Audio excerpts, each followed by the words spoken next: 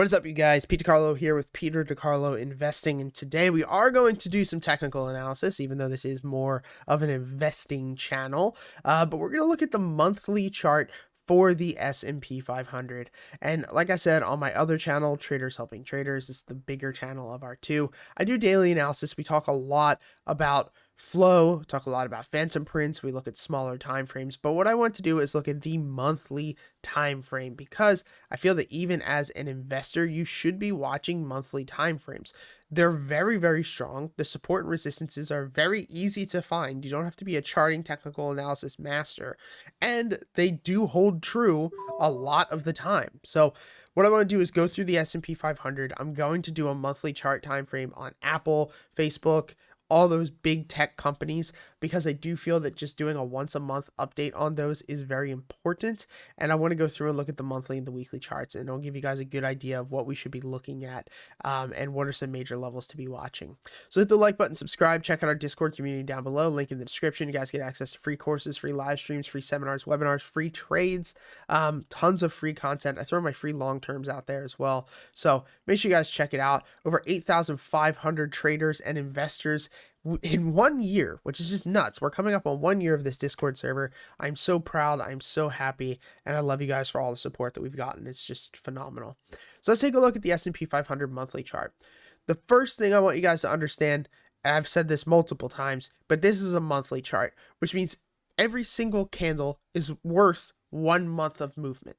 It's not that we're looking at a month. It's that each one of these candles is a month. So this is from 1997 all the way, I should say 1993, all the way up to where we are right now.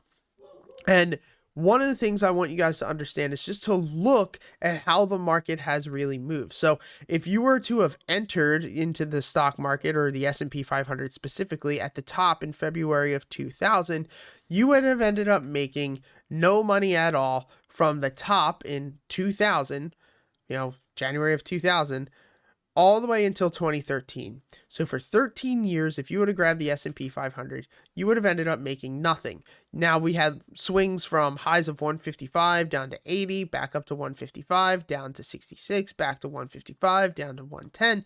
But ultimately, if you just would have held from January to January, you would have made nothing. Now, this is going to show, number one, just how the economy works, or how we normally see the stock market move. Obviously, everything was extremely overvalued in 2000s. I don't know if you guys have ever looked into the dot-com bubble, but it was insane. You could add .com to the end of your name and your stock would jump massively. So it's not necessarily to say that the time between 2002 and 2008 was bad. It's just that from basically 1996 up till 2000 was insanity. And so when you look at that 4-year time frame, the market was up 150%. And from there, that 150% run, we had a 57 or 47% drop within 2 years. So 2000s was crazy.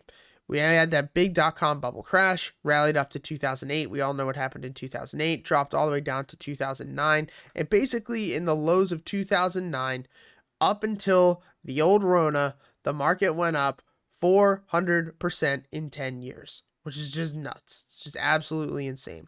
Now, from that point, we had a massive pullback on, obviously, the Rona, where SPY was trading at 339, all the way down to lows of 219. And if you were to go ahead and draw out a Fibonacci retracement from lows of March 2020 up to $476, which was recent highs, this is where those fib retracement levels are. Now, the only fib retracement levels I run is the 0, the 0.5, the 0.618, and the 1. The reason for that is because this is the golden zone that I'm watching. This is what I'm looking for. It's called the golden zone, but it's basically the spot between 0.5 and 0.618, which is the most important areas. Now, a lot of people might say, why didn't you draw your fib from down here at 217? Classically, your fib is not really drawn based on wicks. It's drawn based on bodies. So that's why that's setting up there. It might look a little bit different for you. Now, looking at the market, you can see, and you might think that looking at how things are on a 10-year time frame, that the market is extremely overpriced from a price action standpoint on a monthly time frame. And I would say yes, But if you also look at the last 10 years, look at what companies were driving the market back in 2002 versus what companies are driving the market right now. Big tech has done better and better year over year, even during a pandemic, which is going to make this yield curve look as wild as it does on this monthly time frame. That's one thing to understand. But looking here, we have pulled back pretty significantly from those highs back up at 477. And we're down about 24%, which a lot of you might think is a lot, and it is. But you have to understand how much we rallied from those lows in March all the way up. We had a 1 year, 9 months, so 2 years, we had a 117% return. So looking at this, yes, we've pulled back 27%, but you have a lot of people like Michael Berry saying that he thinks we're going to drop from this level another 30%, which would bring us back down to those COVID lows, which I'm not saying is impossible. I do think it's improbable, but I don't think it's impossible. Now, looking at these levels, the major levels you should be marking out, and the major levels that you really, in my opinion, should be watching for is going to be the 0.15, which we talked about, and the 0.618, or what I would call the golden zone. And the golden zone is between these levels. This is going to be basically your strongest area of support.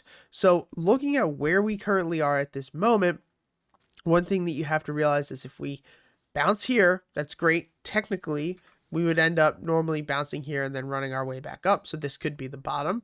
618 is really what I would be waiting for. If you're somebody who's looking to go long in the market for the next year or two, what I would be looking at is personally waiting for 0.618. If you think we're going to bounce here, maybe going in with about 30-40% of your portfolio and then adding more. That's kind of my plan. I'm selling a lot of cash secured puts on stocks I want to own long term.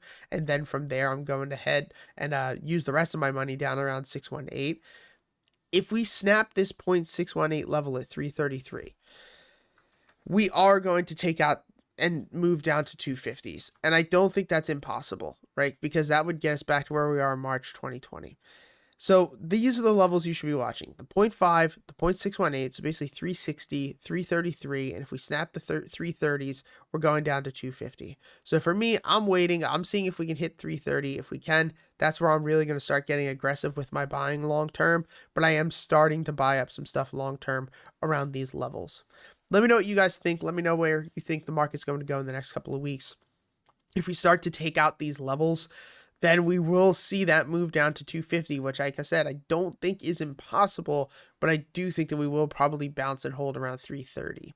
So let me know what you guys think. Like I said, hit the like button, subscribe, check out our Discord community. The link is in the description. You guys get access to tons of free stuff. And if you want access to all of my trades, all my investments for less than $1 a day, go to the upgrade section. You'll get access to my watch list every Sunday, our premium daily watch list, all of our analyst entries and exits. We have 3 other analysts besides myself, all of the unusual flow activity, all of our technical analysis and ideas, premium chat section, live streams every Sunday by Tommy, and a ton more.